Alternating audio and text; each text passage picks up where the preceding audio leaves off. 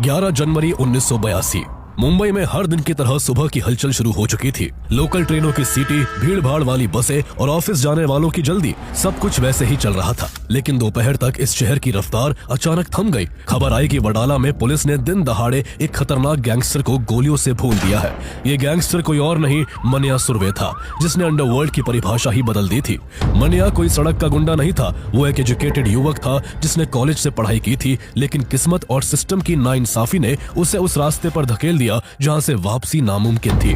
Jail में सालों की सजा, बिट्रेयल और सर्वाइवल की जंग ने उसे एक ऐसे क्रिमिनल में बदल दिया जिसने पूरे मुंबई अंडरवर्ल्ड को चैलेंज कर दिया था। मुंबई अंडरवर्ल्ड में ये बात हवा की तरह फैल गई थी कि एक डेयरिंग गैंगस्टर आया है जो सिर्फ ताकत से नहीं बल्कि स्ट्रेटेजी से खेलता है। वो दिमाग से प्लान बनाता था और पुलिस तक को उसमें उलझा लेता था। वही था जिसने दाऊद इब्राहिम जैसे खूंखार डॉन से सीधी टक्कर लेकर ब्लडीएस्ट गैंग वॉर की शुरुआत की और खून खराबा मुंबई के लिए आम बात बना दी। उसकी कहानी का अंत भी उतना ही सेंसेशनल था, क्योंकि मुंबई के इतिहास का ये पहला मौका था जब किसी गैंगस्टर के खात्मे के लिए पुलिस को एनकाउंटर का सहारा लेना पड़ा था। वो एनकाउंटर सिर्फ एक अपराधी की मौत नहीं थी, बल्कि एक ऐसे युग की शुरुआत थी जहां पुलिस का न्याय बंदूक की गोली से तय होने लगा। तो आइए जानते हैं मुंबई अंडरवर्ल्ड के सबसे इंटेलिजेंट गैंगस्टर कहे जाने वाले मनिया सुर्वे की पूरी कहानी। आखिर एक अच्छे खासे पढ़े लिखे लड़के ने अपराध का रास्ता क्यों चुना, दाऊद इब्राहिम से उसकी दुश्मनी क्यों थी और उसने ऐसा क्या कर दिया था जो पुलिस को उसका एनकाउंटर करना पड़ा। मनिया सुर्वे का असली नाम मनोहर अर्जुन सुर्वे था। उसका जन्म साल 1944 में महाराष्ट्र के रत्नागिरी जिले के रणपर गांव में हुआ था। मनिया सुर्वे जब काफी छोटा था तब उसकी मां ने किसी कारण दूसरी शादी कर ली। इस तरह उसे एक नया परिवार मिला जिसमें उसके सौतेले पिता और एक बड़ा भाई भार्गव सुर्वे था।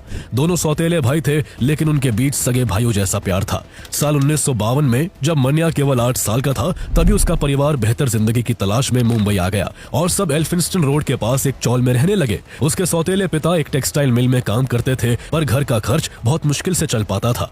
ऐसे में मनिया सुर्वे के बड़े भाई भार्गव सुर्वे को ये मुश्किल भरी जिंदगी पसंद नहीं आई और उसने धीरे धीरे अपराध की दुनिया में कदम रख दिया। शुरुआत छोटी मोटी लड़ाइयों और वसूली से हुई, पर जल्द ही उसका नाम दादर के अगर बाजार में चलने लगा। आसपास के लोग उससे डरने लगे और वो भार्गव दादा के नाम से फेमस हो गया। हालांकि मनिया सुर्वे की जिंदगी अपने बड़े भाई से बिल्कुल ऑपोजिट थी। वो पढ़ने में काफी तेज था और 12th तक की पढ़ाई काफी अच्छे नंबरों से पास की।